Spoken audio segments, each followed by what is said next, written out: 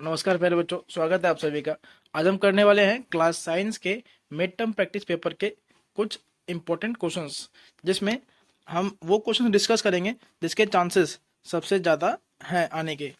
तो अगर हम पहले क्वेश्चंस की बात करें तो इसमें आप फर्स्ट क्वेश्चन देख सकते हैं, जो कि दो आपके टेम्परेचर दे रखे हैं जिन्हें आपको सेल्सियस में कन्वर्ट करना है। तो प्यारे बच्चों, इन्हें हम अब सॉल्यूशन देखें इनका, कि अगर हमें केल्विन को सेल्सियस में कन्वर्ट करना है तो कैसे करेंगे। सबसे पहला था 793 केल्विन, और इसे कन्वर्ट करने के लिए आपको पता होगा कि एक सेल्सियस में 273 केल्विन होता है। तो आप इसको लेस करके इस प्रकार से सॉल्व कर सकते हैं। और दूसरा है आपका 870 केल्विन, और 870 केल्विन को भी उसी के अकॉर्डिंग 273 से लेस करके सेल्सियस में कन्वर्ट करेंगे तो आपका 597 सेल्सियस हो जाएगा।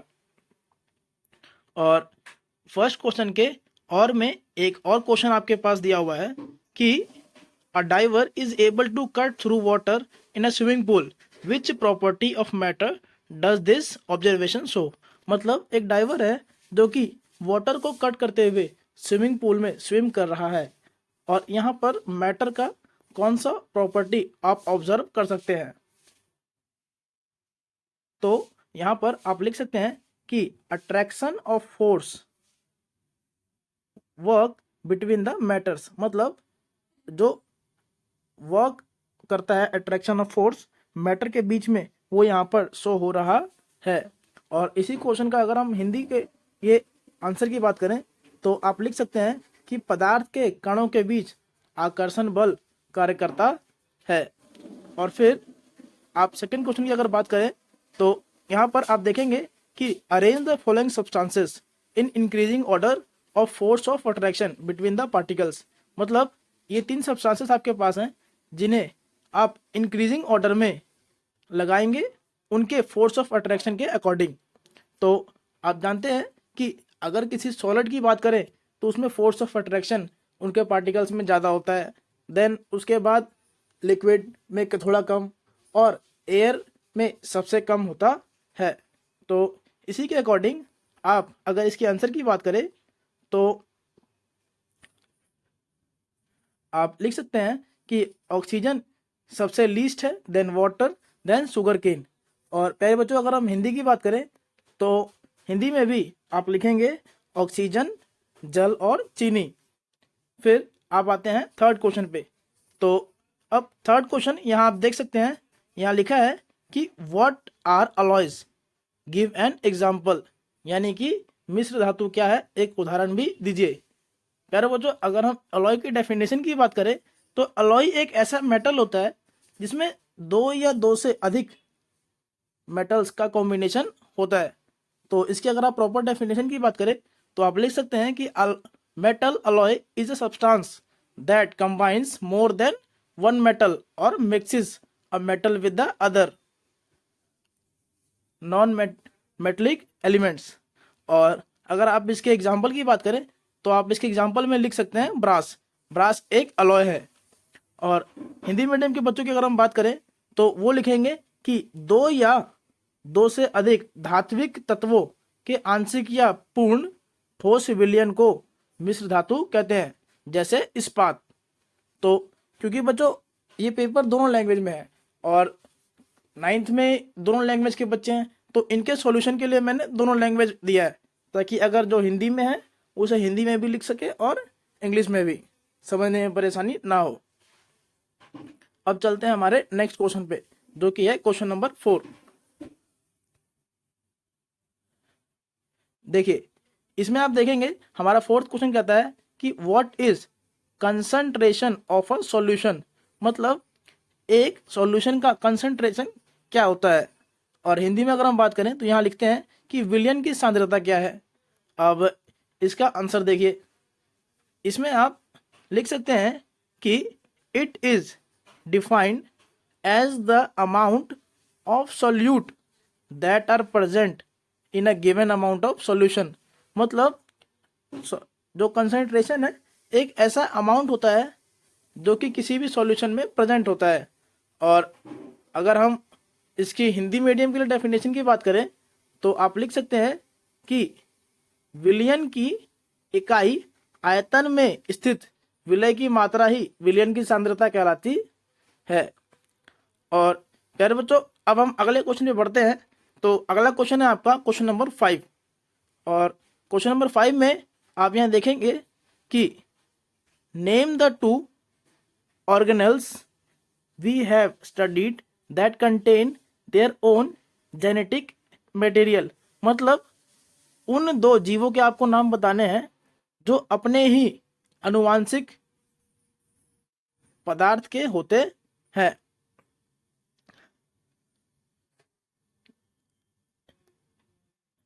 देखिए यहाँ पर वो 2 जो ऑर्गेनल्स हैं जिसमें आपके अगर नाम लिखने हैं तो आप लिख सकते हैं माइटोकॉन्ड्रिया एंड एंडोप्लाज्म रेटिकुलम। ये दोनों ही ऐसे आपके एग्जाम्पल्स हैं या इनके आप नाम कह सकते हैं। और अगर हिंदी की बात करें तो हिंदी में भी आपका माइटोकॉन्ड्रिया और अंतर्द्रवी जालिका है। और इसी के साथ आपका ये 5th क्वेश्चन कंप्लीट हुआ।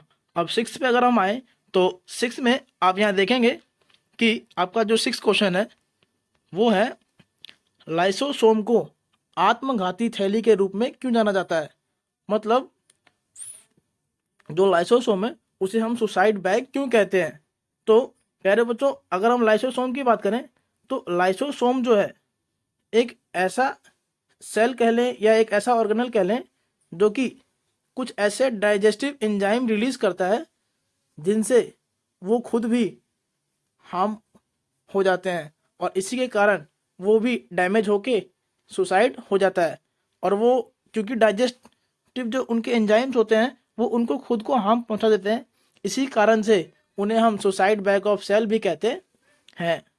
और यहाँ पे आप लिख सकते हैं प्रॉपर वे में कि the lysosome burst and release some digestive enzymes. The release enzymes digest their own cell and then cell dies. Hence, lysosome are called suicide bag of the cell.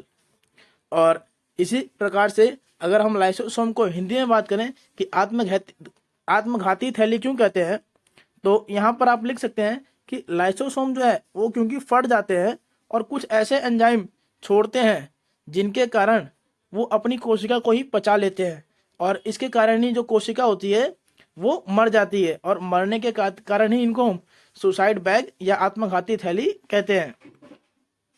और प्यारे बच्चों, इसी के साथ अगर हम अगले क्वेश्चन की बात करें जो कि है हमारा क्वेश्चन नंबर 7, तो 7 में आप यहाँ देख सकते हैं कि आपसे पूछा गया है कि what are the function of stomata. रंध्रों के कार्य क्या है। तो स्टोमेटा की अगर बात करें या उसके फंक्शन की तो प्यारे बच्चों, स्टोमेटा वो छोटा सा पार्टिकल्स होता है किसी भी लीफ के ऊपर जिनसे वो गैसेस का एक्सचेंज करते हैं। और यहाँ हम अगर उसकी डेफिनेशन की बात करें तो आप लिख सकते हैं कि it helps in removing water from the leaves and it takes carbon dioxide and gives out oxygen during the process of photosynthesis. मतलब ये जो छोटे छोटे छेद होते हैं लीफ के ऊपर जिनसे वो वाटर रिलीज करते हैं, कार्बन डाइऑक्साइड इनटेक करते हैं और ऑक्सीजन रिलीज करते हैं, तो ये गैसेस के एक्सचेंज में स्टोमेटा हेल्प करता है। और इसी की अगर हम हिंदी में बात करें तो आप यहाँ लिख सकते हैं कि जो है रंध्र प्रकाश संश्लेषण तथा श्वसन के दौरान गैसीय आदान प्रदान में सहायता देता है तथा वाष्पोत्सर्जन के दौरान भी जलवाष्प स्टोमेटा से यानी कि रंध्रों से होकर ही बाहर निकलता है। मतलब इसका मेन फंक्शन अगर हम देखें तो यह गैसेस के एक्सचेंज और वाटर रिलीज और इनटेक में हेल्प करता है। और प्यारे बच्चों, इसके साथ ही हम पढ़ते हैं अपने अगले क्वेश्चन पे। तो हमारा अगला क्वेश्चन है क्वेश्चन नंबर 8 जो कि है हृदय की मांसपेशियों का विशिष्ट कार्य। मतलब कार्डिक मसल्स का स्पेसिफिक फंक्शन क्या क्या है। तो अगर आपकी इसका फंक्शन की बात करें तो इसे भी आप पॉइंट टू पॉइंट लिख सकते हैं, जिसमें अगर हम मसल्स की बात करें तो यहाँ पर आप देखिए कि जो कार्डिक मसल होता है वो हार्ट में पंप करने के लिए, या यहाँ लिखते हैं कि cardiac muscles tissue works to keep your heart pumping through involuntary movements. अब इसे अगर आप हिंदी में समझेंगे तो आप लिखेंगे कि हृदय की मांसपेशियां उन कोशिकाओं से बनी होती है जो कि संकुंचन और पंपिंग के लिए विशिष्ट कार्य करती है। वे हृदय के माध्यम से शरीर के बाकी हिस्सों तक रक्त पंप करने के लिए अंतराल में अनुबंध करते हैं। मतलब हृदय की जो मसल्स होती हैं वो संकुंचन मतलब है कंप्रेस कर होती हैं और पंप करती हैं ब्लड को पूरे बॉडी के अंदर। और प्यारे बच्चों, अगर हम क्वेश्चन नंबर 9 की तरफ बढ़ें तो आप यहाँ देखेंगे कि यहाँ पर आपसे पूछा गया है कि what do you how will you differentiate between speed and velocity. और स्पीड को हिंदी में गति बोलते हैं, देन वेलोसिटी को वेग। अब इनके बीच की अगर डिफरेंस की हम बात करें तो आप इसे डेफिनेशन के थ्रू भी डिफरेंशिएट कर सकते हैं। और अगर हम स्पीड की बात करें तो प्यारे बच्चों, speed is the time rate at which an object is moving along a path. मतलब स्पीड की अगर हम बात करते हैं तो स्पीड एक ऐसे रेट है जो कि एक फिक्स रेट के साथ टाइम से किसी भी एक डिस्टेंस को कवर करता है। लेकिन अगर हम वेलोसिटी की बात करें तो इसमें रेट के साथ डायरेक्शन भी ऐड हो जाता है उस पर्टिकुलर मूवमेंट के उसमें। देन हिंदी की अगर हम बात करें तो गति वह समय है जिस पर कोई वस्तु किसी पथ पर चल रही होती है। जबकि अगर हम वेग की बात करें तो वेग जो है उसकी गति के दर के साथ ही उसमें दिशा भी निहित होती है। और प्यारे बच्चों, 9th में 2 क्वेश्चन है इस बार। तो इसके अगर हम सेकंड क्वेश्चन की बात करें या और वाले पार्ट की बात करें तो यहाँ पर लिखते हैं कि what is the difference between distance and displacement. अब इसमें आपसे डिस्टेंस और डिस्प्लेसमेंट के बीच में अंतर पूछ रहा है। तो अगर हम डिस्टेंस की बात करें तो डिस्टेंस जो है प्यारे बच्चों, एक प्लेस से दूसरे प्लेस की फिक्स, यहाँ पर लिखते हैं कि the complete length of the path between any 2 point is called distance. मतलब अगर हम 2 प्लेसेस की लेंथ की बात करें कंप्लीटली तो वो हमारी डिस्टेंस होती है। और अब डिस्प्लेसमेंट की बात करें तो प्यारे बच्चों, डिस्प्लेसमेंट जो है वो शॉर्टेस्ट पाथ होता है या शॉर्टेस्ट लेंथ होता है किसी भी 2 प्लेसेस के बीच में। और यहाँ पर डिस्प्लेसमेंट की अगर हम डेफिनेशन की बात करें तो आप लिख सकते हैं कि displacement is the direct length between any 2 point when measured along the minimum path between them. मतलब इसमें जो होता है वो मिनिमम या शॉर्टेस्ट रूट को मेजर किया जाता है।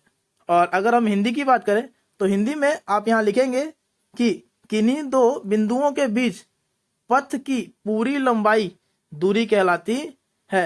लेकिन अगर विस्थापन की बात करें तो उन्हीं दोनों की सबसे न्यूनतम जो लंबाई होती है वो आपकी विस्थापन कहलाएगी। और प्यारे बच्चों, इसी के साथ हमारा यह फर्स्ट पार्ट कंप्लीट हुआ। आशा करता हूँ इसमें आपको अच्छा लगा होगा। धन्यवाद।